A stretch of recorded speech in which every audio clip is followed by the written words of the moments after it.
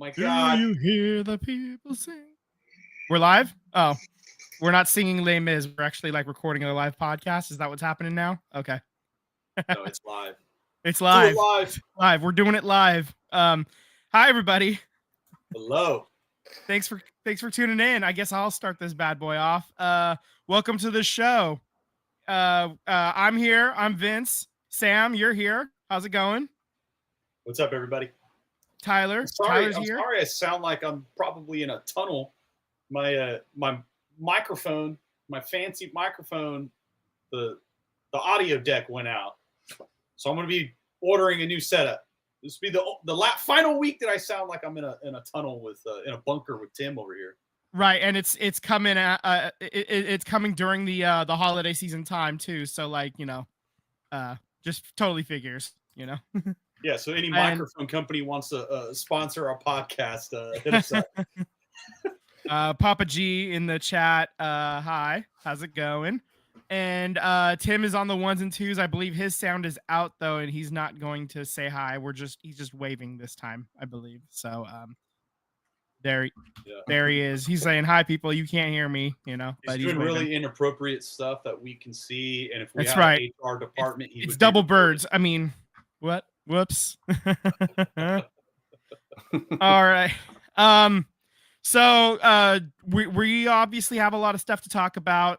You see the headline, it's quitting is bad and Guten Warriors. So obviously we're going to talk Warriors, and we're going to talk about what happened with the Niners on Thursday. But first, Tyler, I want to give you a chance to just, talk about how your boys are, basically in the driver's seat now. You get the win 27-13 over Pittsburgh.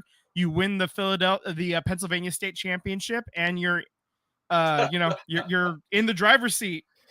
Man, I wish there was like a cool little trophy like Cal versus Stanford with the whole axe. I wish there was one between Pittsburgh and Pennsylvania. Pittsburgh and Philadelphia. But there isn't. But hey, you know what? We did the job. I would say, look, I've been excited with what the Eagles have been doing, but this was the first game that I could felt complete on all fronts, right? I had no questions about special teams. Our kicker got his job done, wasn't missing field goals, which is nice to see. It seems like this is the year of kickers missing field goals. Look no further than Baltimore in that scenario there. A complete game, man, defensively. I mean, one of my favorite stats, our rookie, which if he doesn't win Defensive Player Rookie of the Year, I don't know. I don't know who's judging these stats here, but I mean, another amazing game for him. I mean, this is his 10th straight game where he's allowed the opposing receivers under 30 yards. This game, he had 3 targets, only 2 catches allowed for 25 yards. And he is also yet to give up a touchdown when guarding whatever team's best wide receiver is available at that game here. So, can't say much more than just I'm excited to be in the driver's seat. I'm excited that we have the opportunity to win the rest of this division here next week against the Commies here. So looking forward to that. And Detroit, I got some fans in my ear yesterday at a local bar here. I'm ready for you. I know we got to get through the Vikings if they make it or whoever else is there, but I'm ready. We're here to go. So on to the more depressing side. Well, you know who else was ready to go? It was Devondre Campbell. Yeah. There's your transition. This fucking guy. All right. So this morning, we get a statement from John Lynch via Adam Schefter. The statement issued was, we have suspended Devondre Campbell Sr. for 3 games due to conduct detrimental to the team. We will have no further comment on the matter. So he's not going to talk anymore about it, but I guess I could. So yeah, here we go. Thursday night, he gets the word that we get the word that Dre Greenlaw is going to be activated and he's going to play, and that's great news. Dre Greenlaw is an all-world, like all-pro caliber player. He's 10 months ago that dude tore his Achilles in the Super Bowl. 10 months ago, and he's back playing football. And he that first half he looked pretty damn good, but obviously it's his first game back. He was feeling a little bit, sore.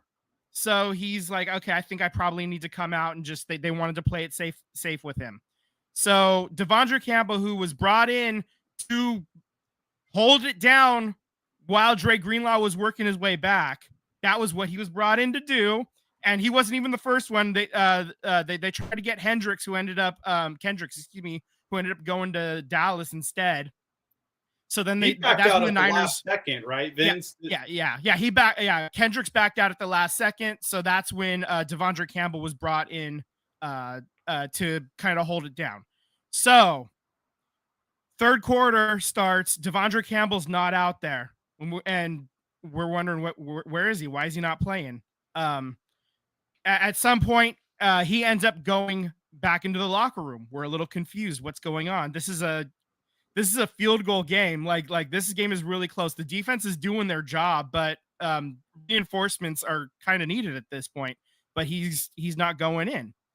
So it turns out Devondre Campbell decided that he's not going to be playing because Dre Greenlaw is going to play instead. So he has a little bit of a hurt ego.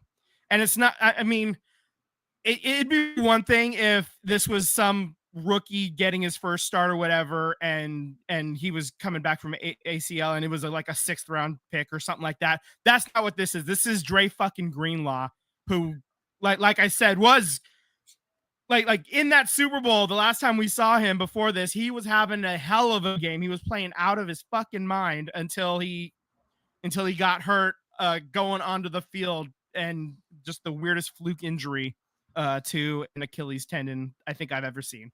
So because he has a bruised ego, he's decided I'm not playing, and then they just sent him out. So John Lynch actually went down to the field and talked to him, and then like he ended up sending his ass back to the locker room.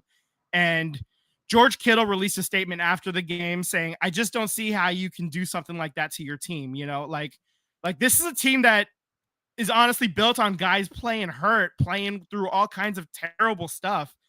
We've seen guys like I said, 10 months after an Achilles injury, and Dre Greenlaw's back out there. Christian McCaffrey flew to fucking Germany just to try to get back on the field. You know, I mean, I Brock Purdy's playing Vince, through stuff. Yeah. Not to mention you had, I believe, 2 players lose their children. Yeah, that's exactly where I was going next with that. That was the exact next point I was going to make. I mean, yeah. So you had Charvarius Ward and Trent Williams both lose like children, very, very young children, lose their lives. So like they're dealing with emotional stuff as well as physical stuff. And these guys, you know, they're trying to get back on the field. Fred Warner's playing with a broken foot right now, and he's actually still playing too. So like they're playing hurt, they're playing injured. Guys that can't play, they're trying to get back, and this guy has a bruised ego and he can't go.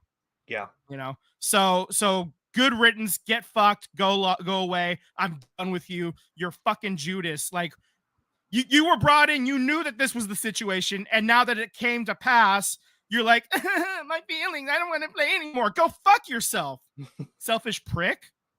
He absolutely. That's the thing is like in free agency. I know he signed late, as you outlined, but still, you knew there was a very good chance that Greenlaw is coming back, and you know, like, how did you think that was going to play out otherwise?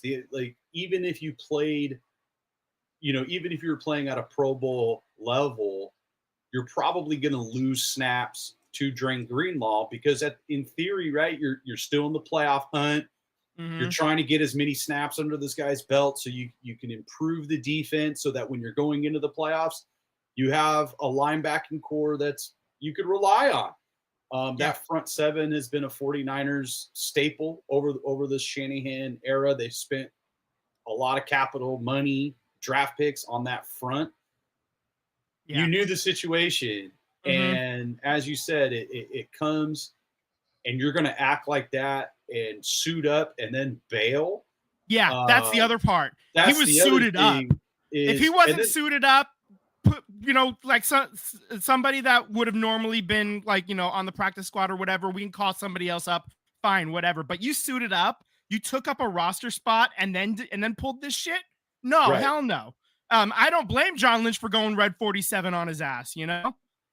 Yeah, and they suspended him, so that's to prevent him from going to any other team and getting on a playoff roster. Yeah, recouping any money as well. Yeah, yeah, you fucked us, we're gonna fuck you. So that's right.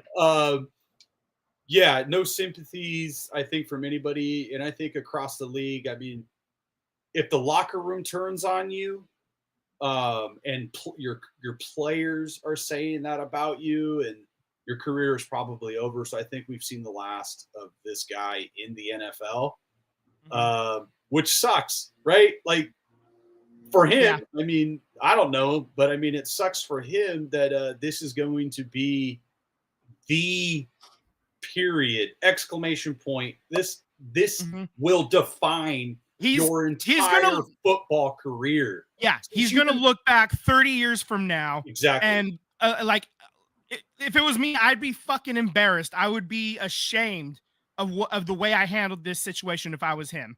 I'd be ashamed right now, let alone looking back, old man broken from the sport of football, because a lot of these dudes are, nobody gets out clean from football. Everybody has something. Like, you see like Ronnie Lott's hands, he looks like a crypt keeper or something. Yeah. He looks like a T-Rex or something in his hands.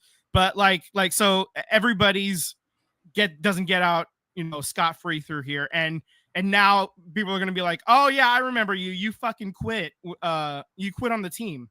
You quit on the Niners when you had a chance to kind of be a little bit of a hero. Like he had an opportunity to come back in, and keep earning playing time.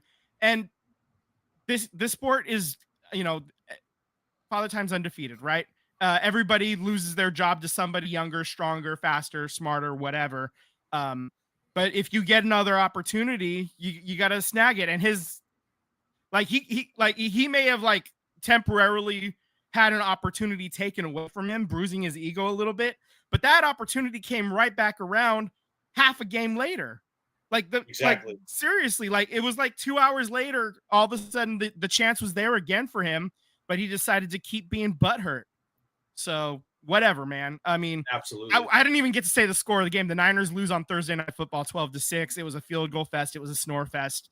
And I heard the last little bit of the game as I was driving. And so Greg Papa was calling and still asking, because we didn't know what was happening with Devondre Campbell, but every couple of minutes he's like, and where's Devondre Campbell? Like the team needs him right now. But would it have been more safe face if he just retired at halftime like Vontae Davis? R.I.P. Vontae Davis. Yeah, no, Vontae Davis, that situation, he knew he was cooked, and so he in a way, I actually have more respect for Vontae Davis retiring at halftime, because he was he was actually more of a hindrance to the team at that point, right? So I respect that, but Devondre Campbell wasn't getting cooked by any means, before this, but the internet is cooking him right now for sure. And so is basically every NFL fan at this point. And I mean, this was a game I had talked about it, in the past couple of weeks, that there was the opportunity for the Niners to have a little fool's gold. And I mean, we didn't really get to talk much about it because, of all this, but the Niners didn't score a touchdown either. So the offensive scheme, I know it was a rainy game, but the defense really showed up. Even without Devondre Campbell, they held the Rams to 4 field goals. And one of those field goals was garbage time, basically, at the very end. So, for most of the game, you had them down to 3 field goals or even less. And if the offense comes away, Deebo's so fucking lucky that Devondre Campbell happened, because he would be getting cooked alive right now if it wasn't for that, because Deebo, Vince, I don't know if you saw whatever this. It's gone, man. He was called out by Jerry Rice. I don't know if you saw this. Jerry Rice was I'm sick and tired of the drops. Yeah. Deebo had a touchdown in his hands, basically. There was 30 yards of open field, and it hit him right in the fucking hands, and he dropped it. And this was after him. And then Brock Purdy overshot that throw where what's his name? I believe it was Juwan Jennings was wide open, and he just overshot him by a couple of yards. I mean, that one, it was not a great look, but I mean, I could see like weather possibly playing an effect on that kind of stuff. You got to look at it. The Rams didn't score a touchdown either. They were just able to get into slightly closer range to kick a field goal. So I think I had been hinting at it a little bit, but it's looking more and more like Debo's going to end up being the guy that gets the axe. That gets the axe, whether it's by trade or by cut. He's already restructured his contract, so I don't know what kind of fiscal implications that may have on the team, whether they trade him or cut him, what that does. That's something for the bean counters to figure out. I don't know. But I think Debo, like, this was Debo's chance. He had talked about it, like, you just got to get me the ball. So they targeted him like probably like 10 times at least. I could pull it up, but he got the ball in his direction all game and did nothing with it. So he's cooked now. Like I don't know, man. Debo's probably gone. Debo's going to be the way to save the money, probably. I know we talked about it a little bit last week, Vince. The roster of the 49ers. I'm kind of worried about this roster going forward. How are you going to retain guys if you do pay the quarterback? And then the owner kind of shot himself in the foot in the offseason because he said, we're going to reset the market. Mm-hmm. You probably shouldn't have said that, a year before you had to do the thing. But what is Brock going to get? 50 million, 40 million? I think it was like the negotiations in the press have begun, and Brock, I think Brock's, people said that he wants to get top money or whatever. I think this game hurt the case a little bit. Even though it was in the rain or whatever, I think this game may have just saved the Niners maybe $3 or $4 million a year at this point. I don't know, if he only ends up getting, 45 instead of 55 million or something like that. I don't know. I don't know what they're going to end up paying Brock. Obviously Brock is going to get paid. He's too good of a quarterback to not try to keep him, because finding guys that can run, especially this system, few and far between. So I know a guy. Yeah. Do you? I think Tyler knows where I'm going. Yeah. I mean, well, okay. Sam Darnold. Yeah. I think the Vikings are going to probably keep Sam Darnold for another year. He might end up getting franchise tagged. I don't know. Just talk about it's a system quarterback, man. I mean, he's gone through so many, and just something about the Viking system has unlocked every single thing about Sam Darnold. It is absolutely amazing, and it's wonderful to see, man. I love these stories of the guys that were on the fringe of being cut and they're on their 5th or 6th team, and to have a success story like this, So I mean, Sam Darnold, it's the same thing that happened with Geno Smith. They were they were dumpster fires in New York. They go somewhere else. Just garbage franchises after garbage franchise. Sam Darnold finds his way to San Francisco, is the backup, kind of rehabilitates himself a little bit, his image, he starts actually playing well. And then he goes to the Vikings and he's actually thriving. Right. And everybody's kind of shocked and shaken, but I think nobody in San Francisco is terribly surprised by that he's playing well. I don't think anybody saw quite this well, but I think, the Vikings having more wins than losses would have been on the table. I don't know if 11-2 was on the table, and up. What are they up 10-0 right now, or they're about to? They're up 10-0 right now. Yeah, 10-0. Yeah, they got the ball right now. Sam Darnold actually threw a pick, but they are up 10-0. So yeah. I mean, the point is, Sam's the scouts didn't entirely have it wrong. He just ended up at the wrong franchise, and they just kind of tanked him a bit. So absolutely. It's just if I'm bad going teams will back do to that the to me. 49ers, I'm just I know they got, Prague Marate, the cat genius boy over there. So I'm just, paying Brock Purdy. Are you really going to have any takers for Debo's contract? Because, or are you just going to cut him? Because if I'm a team that's in need of a Debo type of guy, it looks like he got hit with a brick of kryptonite. Like he just does not look like the same guy. So I'm not sure. Why would I give up any capital where if the 49ers cut him just to get away from the money, I have an opportunity to sign him to a contract on my terms if I'm a franchise and not give up anything. Or I could go and draft somebody that is Debo light or is younger, and we know that the Shanahan offense just grinds certain players down. We've seen this happen with any type of person running the ball with, running backs that just really grinds them down. And Debo's kind of this wide back thing that they talked about. But then also the Bosa contract. Yeah. How are you going to add to that defensive line? You got Hargreaves, unfortunately he got hurt early in the year. You got him coming back, but that's also a big contract. He's coming off of a big injury. What are you doing with Trent Williams? There's a lot of magic to be done in the offseason, to be sure, by the magic man with the magic. Exactly. And if you're going to pay the quarterback, look at Cincinnati. They paid the quarterback, bullshit offensive line.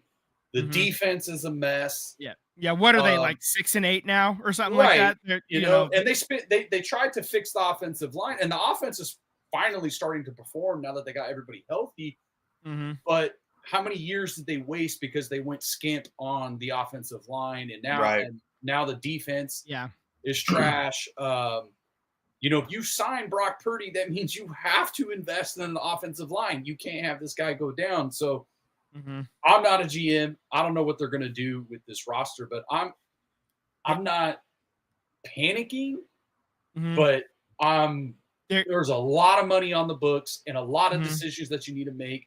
And they just don't look as athletic as years past. Yeah. They just don't look the same. The eye tests don't lie. They don't look the same. No, they don't. And so we got to see what's available first and foremost, what can be done. And then I would expect that there's almost certainly has to be changes to personnel just to try to save money. So there's going to be some trades, I'm sure. Guys brought in that are on cheaper contracts, or you sign guys to, the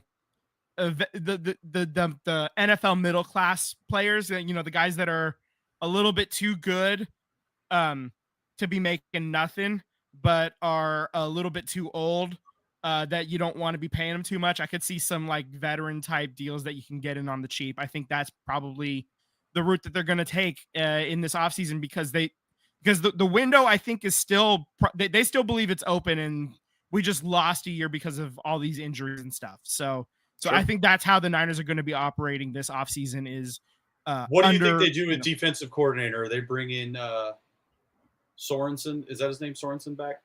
Yeah, Sorensen. I would say it's possible. I mean, I got to see how these last couple of games go. Your boy out there. Yeah. Yeah, I don't know, man. Maybe Robert Saleh comes back. I don't know. I mean, he would be welcome back, but I think Robert Saleh is going to be looking for a head coaching job as well, though. So we'd have to see where everything shakes out first with all that stuff after that. Anything anybody else want to throw in on this football situation? We just got some headlines to rip through real quick. 49ers, just go ahead and rip through this. I got Monday night on right now. Yeah, and it's scoreless up there for your boys. So on Wednesday, Bill Belichick is returning to coaching. He's going to be at University of North Carolina on a 5-year deal. On Friday, Miami and Odell Beckham Jr. agreed to part ways mutually, so he was placed on waivers. On Friday as well, Jaguars tight end Evan Ingram is out for the remainder of the year with a torn labrum that will require surgery. And then as for what happened during the games, big news out of Detroit, running back David Montgomery is out for the season after suffering an MCL injury to his right knee during Sunday's loss to the Bills. Hey, who in our league has Jahmyr Gibbs? Yeah, I'm not happy about that either. It's me, and I'm playing you, so go fuck yourself. Playoffs, baby, let's go. All right. And Patrick Mahomes suffered a mild high ankle sprain and is considered week to week. They play on Saturday. And a lot of times with these like high ankle sprains, you either miss 0 games or you miss 3 games. Like I don't like it's one or the other. So we'll see how it goes this week, I guess. If he's able to play, then it's the 0 game variety, obviously. But if he misses this one, I would expect that he's going to miss the next 2 after that as well. And maybe he'll play the first half of week 18 and just to kind of knock the rust off, and then they'll go into the playoffs. I would definitely sit him, because what this team and Andy Reid has shown is if that dude is healthy, you can go anywhere and win. So who cares if you're the number 1 seed or not? Right. No. I mean, that's obviously, a lesser concern. They obviously have all the faith in the world that they can go win wherever, if it's at home or in somewhere else. But if they lock up, if they're able to win without Patrick Mahomes this game coming up, I don't know who they're playing. I haven't looked at their schedule, but if they're able to still lock up the 1 seed, then I would think that they would not play him. Like, why risk it at that point? But if they actually need to win a game or two, it's going to be awful tempting in week 17 or week 18 if they don't get the job done in week 16. So, because just having that home field advantage is going to be huge. They actually play at home against the Houston Texans. Okay, so that's not exactly an easy game. Houston did just clinch their division, though. So, but I think Houston's pretty much locked into the 4 seed, aren't they? I don't know that they can really catch anybody else. Speaking of seeding, breaking news: the Raiders just gave up a touchdown to Drake London, so it's possibly going to be 7-0 pending this kick here. But I'll be honest with you, and I know this is weird, but you got to root for this loss, man. If I were you, Sam, you got to be a New York Giants fan, and you got to root for this loss at this point to get that number 1 seed, lock it, and secure it. For the Raiders, I actually hope they end up with the number 2, because I hope Shedeur Sanders goes to someone else. Goes to the New York Giants? Look, on the football field, extremely talented guy. I just do not think the off the field stuff is all that impressive. The entitlement, the entourage, the Deion Sanders angle. I mean, I love Coach Prime. I love what he did at Jackson, and it was great, winning at Colorado and the program that he's building there. I would actually really like to see Deion Sanders stay in Colorado and be a head coach without his son, build a program. I would love to see that as a fan of his. I really don't. I know there's some rumors out there that they're going to come as a package deal. So if somebody wants to draft Shedeur, then you're going to have to hire Deion. And that to me is just, I don't think you're going to be able to win at the NFL level with your dad as the head coach. And Sure. I just don't think that's going to work with the rest of the guys in the locker room. I just don't. With grown men, I don't think it works. And, of course, Papa Sanders is going to say, I'm not going to treat him any different. Absolutely, you're going to treat your son different in the NFL and how 100%. He gets treated in the locker room. So I still stand by if I gun to my head, I'm probably going to go with Cam Ward just because I think he's the potential to be a better pocket passer and a field general. I think that's, at the end of the day, that's how you're going to win NFL games is a quarterback that can pass the ball and get the ball downfield. Shedeur Sanders can run. He can do a lot of things. But in my opinion, I don't know shit, but it's outweighing. All the stuff that's off the field is outweighing. And I think Cam Ward could step in. And I'm not saying they're going to do a Houston Texans or even a Washington Commanders and draft a quarterback, and all of a sudden they're a 10-win team. A lot of things have to go right for the Raiders to do that if they draft a quarterback. And the odds of the Raiders putting this together like Houston did or even Washington did, I know they got the draft capital right now, but free agent class is not very good right now. I know there's going to be cuts and people get released and whatnot, but the free agency is not very good. I think T. Higgins right now is potentially the best free agent. So it's not a really good time to rebuild the Raiders right now. It's great that you got a top pick, but I'm not really on the Sanders train, to be honest. Sanders in New York. There's a match made in hell, says my dad in the comments. If the Raiders don't need to sign Deion Sanders to the head coaching job, I could see the Raiders taking Shedeur Sanders just because of rolling the dice, the best quarterback athlete in the class, and the name and all that. I could totally see them doing it. At the same time, with Tom Brady going to have an active role in the franchise, I could also see Tom Brady saying, like, nah, this guy's going to bring in a circus, and you don't need a circus right now. You just need to do your business. So I do think that it's 50-50 that Antonio Pierce keeps his job. And I really would not be surprised if Mike Vrabel is a guy that they're really trying to bring in. But at the same time, Mark Davis would be paying. I don't think he's paying John Gruden because that was like some special circumstances. They were able to get out of that, I think, out of that money. I think they were able to get out of it. But you're paying Josh McDummy. I know we're getting long with the NFL, but that's actually what I really wanted to bring up is we've talked about it a few times on this podcast about the 25, 30 years of Raiders history where they just can't seem to get it right, especially after the Super Bowl year. 2003. It's like 2002 season. Yeah. So 2002, 2003 Super Bowl. They have not been able to draft well, and I think that's the thing they need to focus on is they just need to get back to the basics, be a competent football team.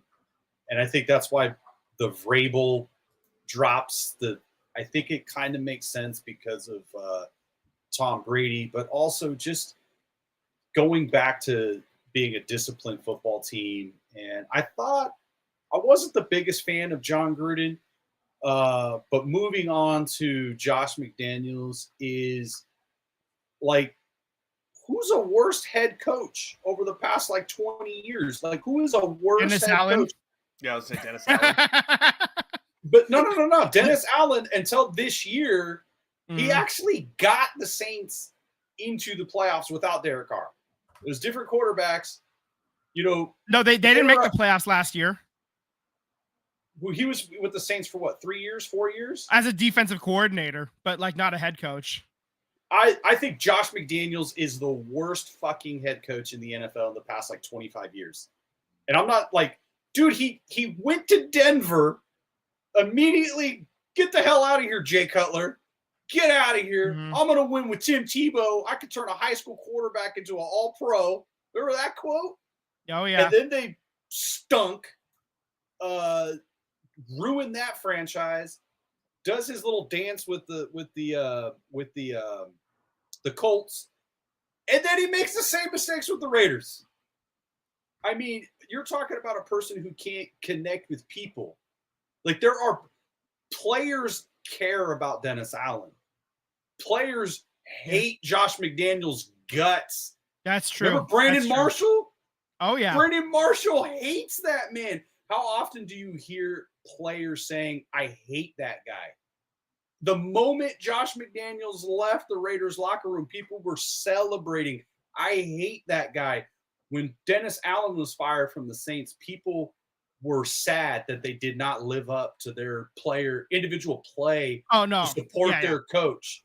Yeah. So I was thinking strictly X's and O's type stuff. I think X's and O's, Dennis Allen is not he does the defense part pretty good, obviously, but I was never impressed with like how anything moved. Like whoever he brought in to be his offensive coordinator, whatever he thinks the philosophy should be as a head coach, I never liked anything I saw from the offenses, I guess that were head coached by Dennis Allen. Even though I know it's not his specialty, like there is still when you're the head coach, you're in charge of it all, right? So I just never liked the offenses there. I know. But likability as a person, though, that is a totally different aspect. I was strictly just trying to roast you a little bit, and also, I'll give you another one, okay, to make you feel better, because I know Dennis Allen is a little bit more personal. Mike McCarthy. Mike McCarthy. See the thing.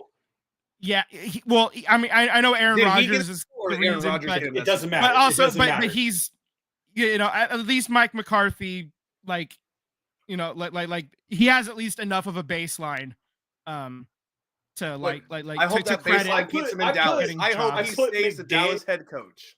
I put McDaniels on like the Mount Rushmore of worst head coaches in NFL history. It's like him, fucking Urban Meyer. Lou Holtz didn't finish a year. Remember Lou Holtz? Yeah. How about Chip Kelly? Can't forget Chip. Well, Chip Kelly got 2 jobs, so he actually automatically clears that. Like somebody like Jim Tom should not have got that 49ers job. Let's be plain. He should not have, but like, but he did. So I would say like Jim Tom Sula was really bad in his 1 year plus. Yeah, that was pretty bad. Yeah, that was pretty. That one was really bad. Anyway, we got to move on. Let's move on to something else. Something a little bit happier. Happy, that's a weird way to say this. Michael Vick is in talks to become the head coach at Sac State. They're jumping up to FBS. They're building a new stadium, and they got about $50 million in NIL money to burn. So he's also interviewing with a somebody East Coast as well. USBC, like an African American school, and I can't remember the name of the school. He's from Virginia, right? So I think that school. I think there's another school that's like just outside of Virginia or around Virginia that wants him too. Right. Yeah. So there's people actually trying to hire Michael Vick to be their head coach, and raise up the profile of a department. So that's kind of good for Michael Vick. He's already it's good enough for Colorado. It's good enough for Sacramento. Damn it. Exactly. And then the Chiefs released Clyde Edwards-Helaire. So that was a wasted pick. They could have had Jonathan Taylor. Instead, they decided to go with Clyde Edwards-Helaire, and that was a big swing and a miss. So let's switch gears now to basketball. And the Warriors played 2 games, and they lost 2 games. Switch to something fun. So that game on Wednesday, they lose by 1 point at Houston, and that was the quarterfinals for the NBA Cup. And that game was decided on a loose ball foul with 3.5 seconds left, 80-ish feet away from the hoop. And Steve Kerr was not afraid to voice his displeasure post-game. So, that one was disappointing. Tell me why Houston plays their first game in the Cup finals or semifinals, and the game comes down to an officiated call, which decides the game in the Cup semifinals too.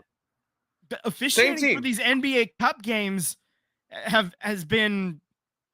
All I'm saying is I'm not going to get fined, and the NBA ain't going to say shit to me. No, I'm just saying there's some refs that maybe have a little bit of money on the line here in these Cup games. Oh man, yeah. Maybe Adam Silver got money on it. Yeah, I'm just saying. Fool me once, shame on me. Fool me twice, shame on you. This. I don't care. Like, it's. They're trying to make games in November and December matter. I mean, I think I read a stat. I read a stat that viewership's up. Or viewership's down for the NBA. It's down significantly, and while all other American major sports, even soccer, is producing positive numbers. I know soccer's over right now. NBA is down? NBA is down in viewership right now, while all other American major sports are up in viewership, including MLS. I mean, I got a fun MLS thing when we get to soccer. I do not watch the NBA as much as I used to last year or the years before. I watch the Warriors. Sometimes I'll check out Kings games because we'll get their games on air, and then the national games. Yeah. Pretty much, I have not been watching the national games as often as I used to. Right. So I'm definitely guilty of not consuming the NBA like I used to. Well, that's the issue is that it's kind of like what football used to be until this whole package came out where you could watch the red zone and all this good stuff. But your home team games are blacked out, in this NBA package. So you pay $150, whatever for this package, and you can't even watch your own home games if they're nationally televised, which sucks. So I don't know. I mean, that's probably shooting themselves in the foot right there, to be honest with you. And we say they don't care if it's down in North America because they're going to recoup that around the rest of the world. Yeah, sure. They don't give a shit about us. Yeah, but it's still down around the world too. It's viewership across. It's not predicated for just North America, but it was using the measurement of North American sports as a measurement of viewership, but viewership as a whole, it's down completely. So. You think it's because of the 3-ball? Everybody complains about it's too many 3-pointers. Well, no. Here, I'll give you another. Of which, I'll give you one more fun stat about this. Okay, about the viewership situation. Nobody wanted, Milwaukee, Houston, and Atlanta, and I forget who the other team was in the Cup. Right? They wanted Lakers, Warriors, Knicks for viewership. The tickets plummeted the second the Warriors lost to the Houston Rockets, that you could get a ticket for a Cup game for as little as $27. Whew. Those fuckers were like 200 while the Warriors still had a chance to be in it. Yeah. Yeah. Well, I mean, you still got Steph Curry and Draymond Green, so you got. Oh wait, hold on. What time is it, guys? What time is it? Fuck John Fisher o'clock. Yeah, those games were in Vegas, and they couldn't get people to go to the games. I watched one of those games. The seats were empty. You have a Cup game, and you were expecting that you could sell out 82 games a season? Fuck you, John Fisher. It's going to be different this time. Yeah, it's totally going to be different. The Warriors then turn around and lose by 10 versus Dallas at home. And that one, we were just talking about 3 balls. I think they set a record for threes made in a game, like combined both teams. Yeah, so, combined, yeah. Yeah, just the trays were falling, man. It was like a bully in a high school movie. Like those trays just kept hitting the floor, man. It was crazy. Yeah. So right now they're sitting in 8th in the West. 14 wins, 11 losses. Coming up, they're at Memphis on Thursday, and then they're at Minnesota on Saturday. The Warriors did get some reinforcements though. On Saturday, they get the trade done. They get Dennis Schroeder and a 2nd-round pick coming our way. And we send DeAnthony Melton's contract and 3 second-round picks. I think 2 of them were from Atlanta. That should be fun because Draymond and Dennis Schroeder are like best friends. I think they hang out in the offseason like all the time. Okay, yeah. That's no, probably... They don't at all. They do not like each other at all. I'm sure they love each other now. Like it's the Chris Paul effect, man. I hope so.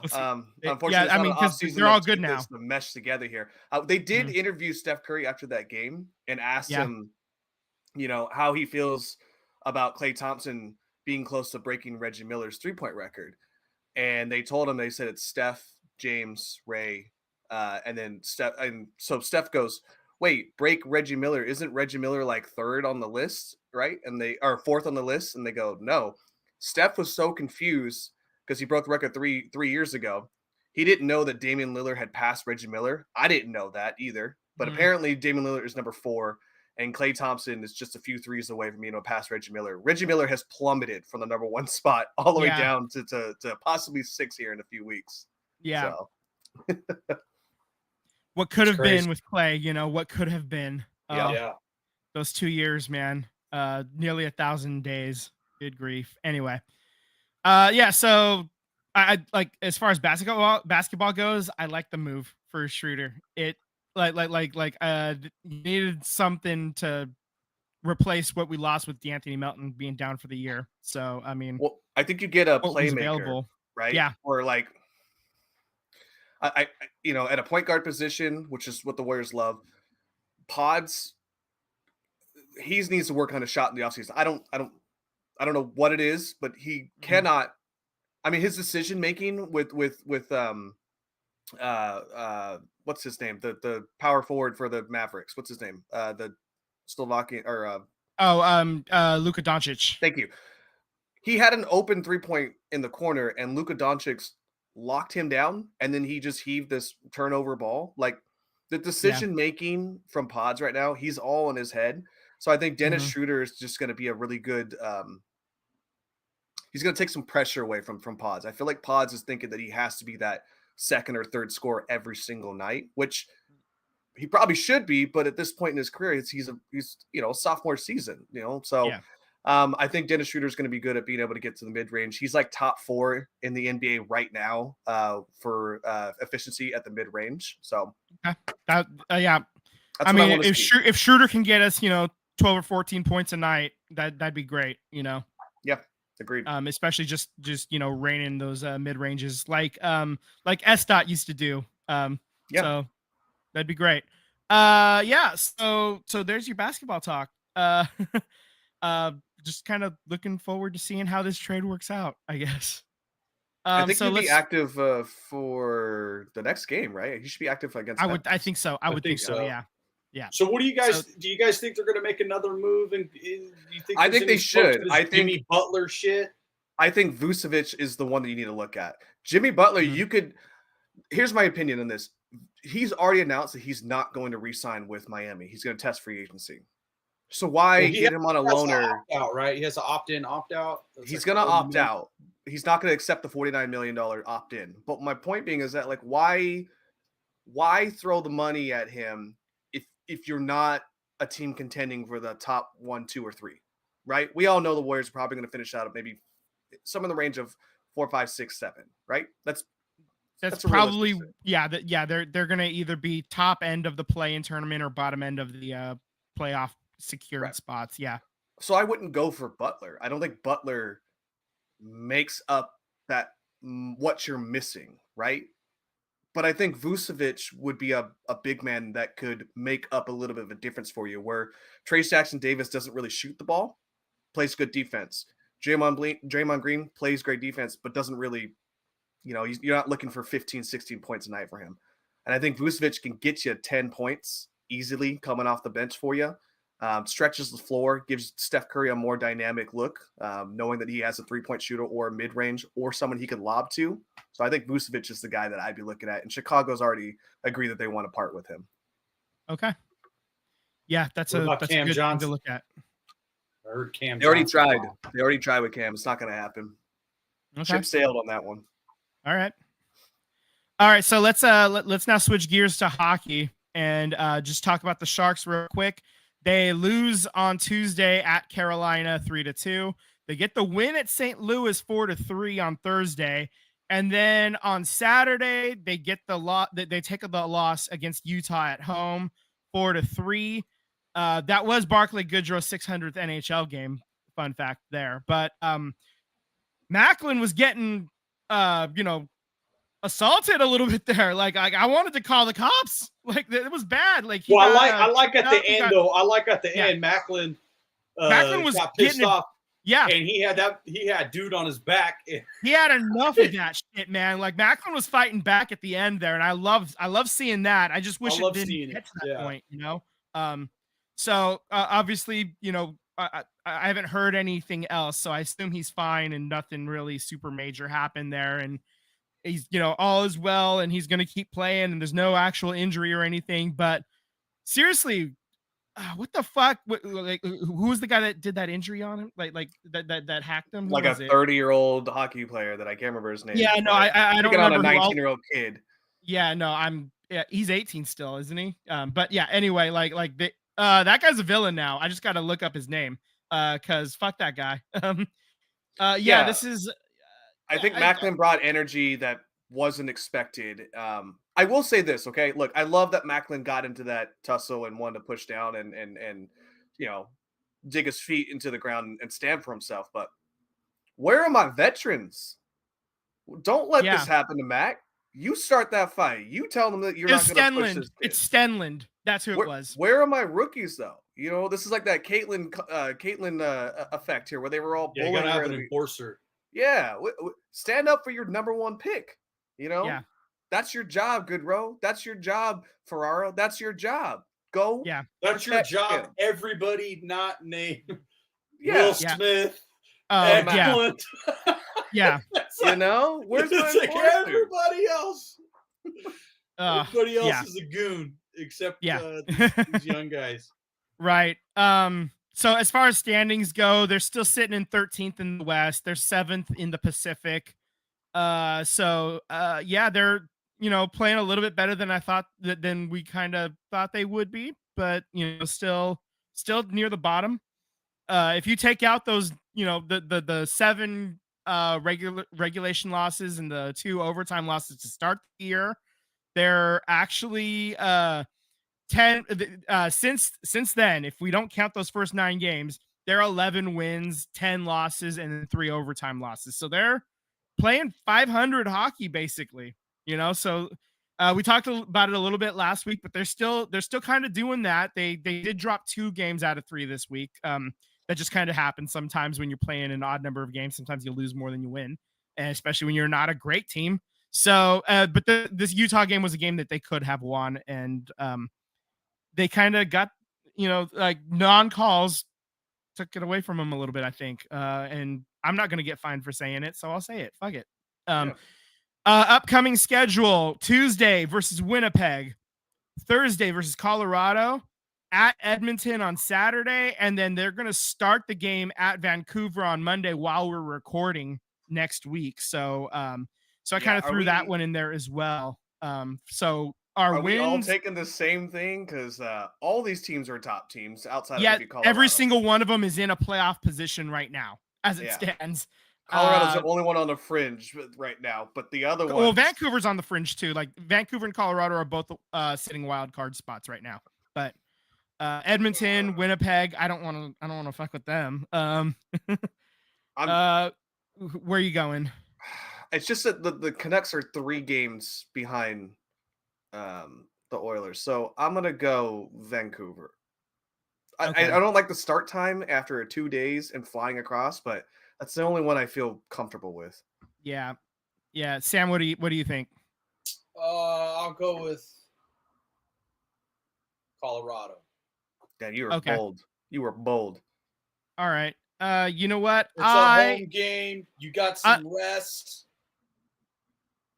I'm gonna keep it live, and I'm gonna go with Edmonton. I'm gonna take the upset there. I'm going big. I've been choosing the worst team, and it hasn't been working for me. So now I'm gonna choose the best team and see what happens. Well, this ain't gonna work for you either, buddy. It's not gonna work for me either, but that's okay.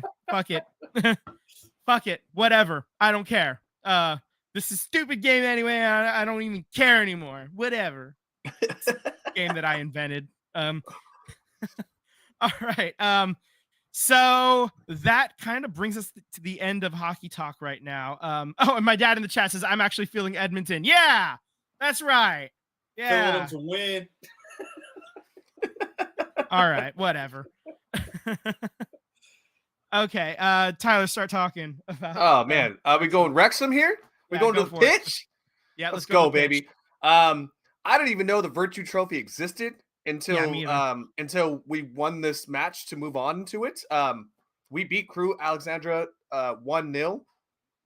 I haven't even looked up the Virtue Trophy. I don't even know what it is, but if it gives the club more money, I assume it's some littler trophy that you get to start playing for once you get eliminated from like the bigger trophy competitions. It's just a way to keep games on the schedule. Yeah, sounds about right. My wife did a good job of waking me up at 6:30 a.m.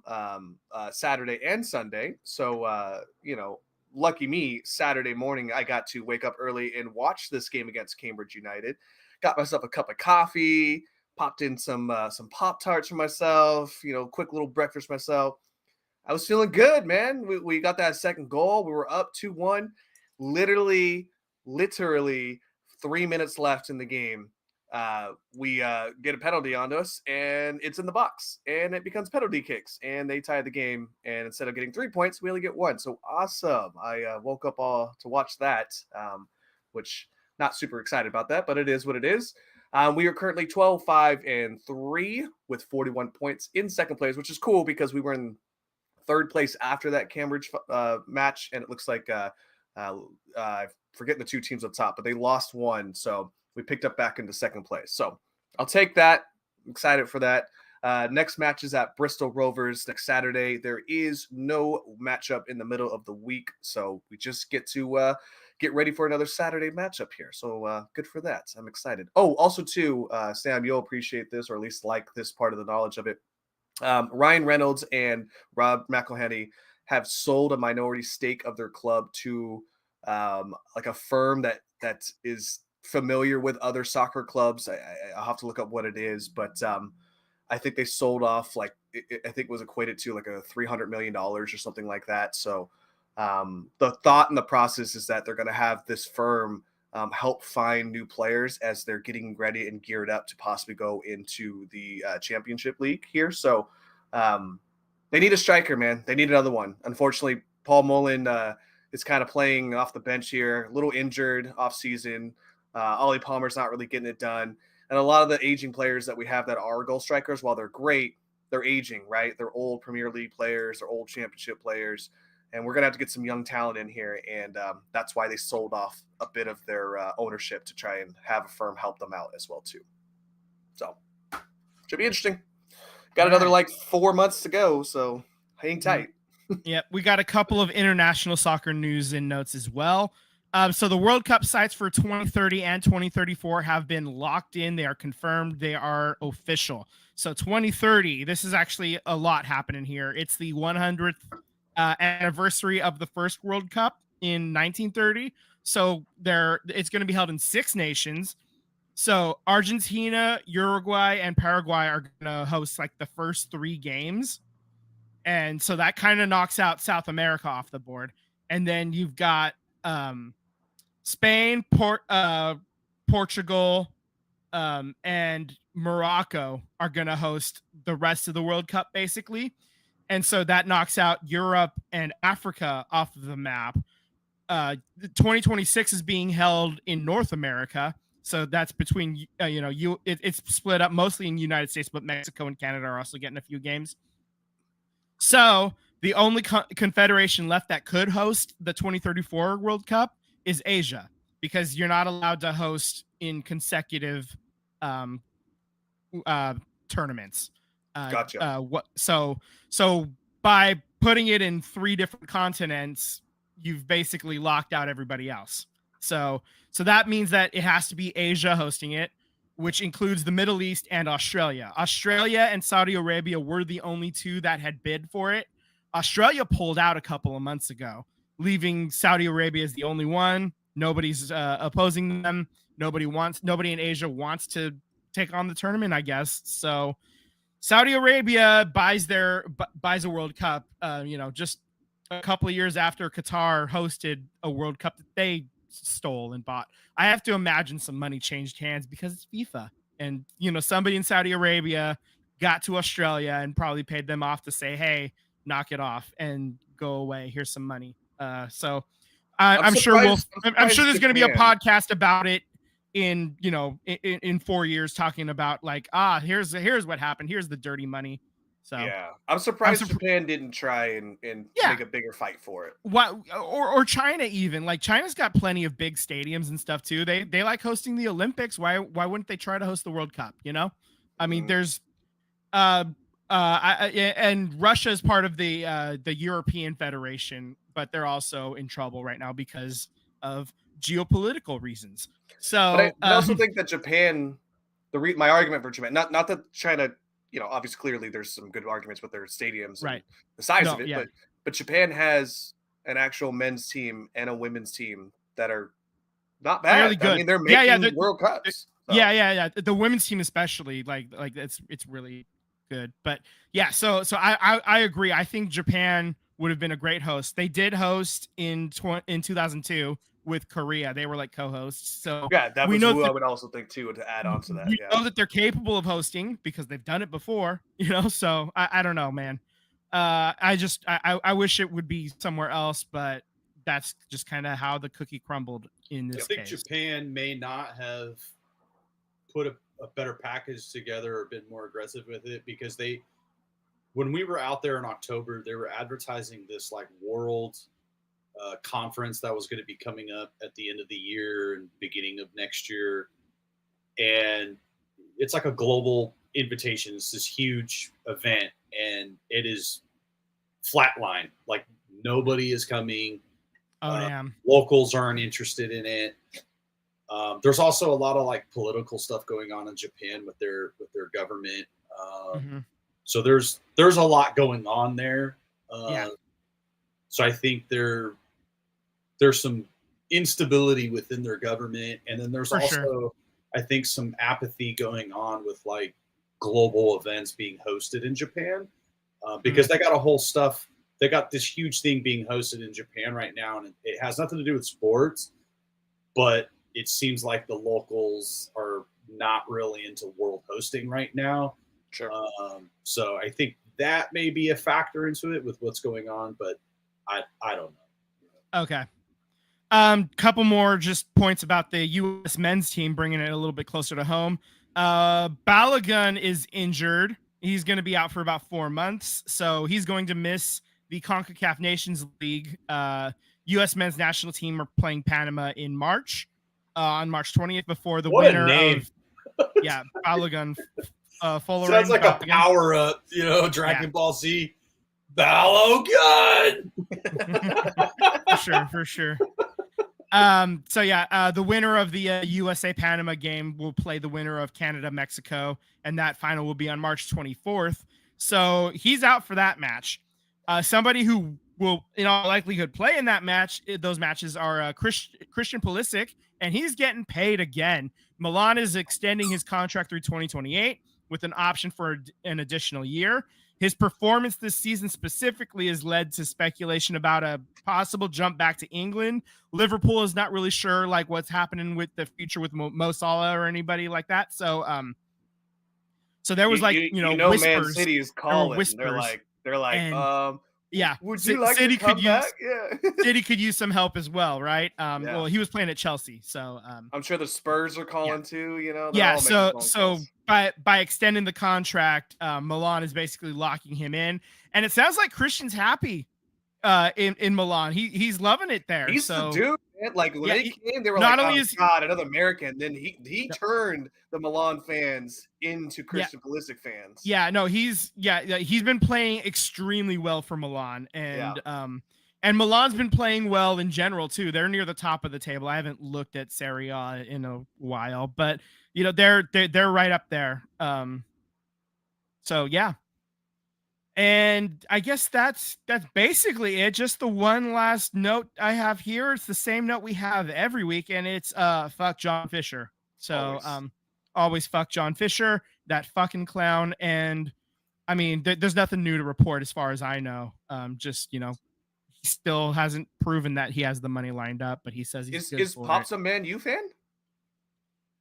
He was a Man U fan in like in the 70s, like when that was all ESPN could show was like British soccer. And so so he's been a fan of Man U forever. So Pops, we got to get you a Wrexham jersey now. We can move on to that league, huh?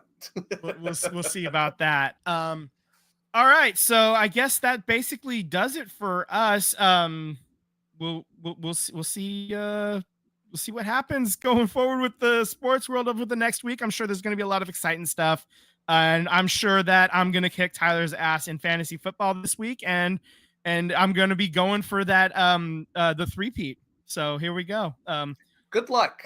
Yeah, here we go. Yeah. You're playing it nice this time. I'm playing it very nice though. Like when we actually start in the group chat and stuff. I won my other league. I was killing it with kindness, and then the other league, the guy told me to go F myself, and I was like, I pulled the 50 cent. I was like, why you telling to fuck me? So and then I took that personal. Yeah, and then I went in on him. I'm being nice and ours. I'm just saying I'm feeling pretty good after Anuj needs a miracle to lose by only 40 to me this week. That's all I'm saying. So, and I don't think that's happening. So with that being said, I think nobody really gives a shit about our fantasy football. Bob said he'll take an extra large jersey. So, Okay. All right. You got it. I'll get you one. Sure. We'll work on it. We'll call our contacts and get that going. Let me hit up Rob Eckelhenny. I got you. Yeah. Ryan's a little busy, but Rob done got shit going on, I'm sure. Right. Thank you for listening to the podcast, everybody. Subscribe on YouTube. Hit the bell for alerts when we go live. If you don't have time to listen to the full episode, we are putting out several segments throughout the week on YouTube as well. So check out the smaller bits. Just follow us on Instagram and Threads as well at SVT Sports Pod, and just slide into them DMs. We're happy to get the messages, and if you guys want us to talk about something in particular, we can do some research. I have a history degree. I know how to research stuff. So yeah, let's do it. All right, thank you very much. Fuck John Fisher, and have a good night, everybody. Later.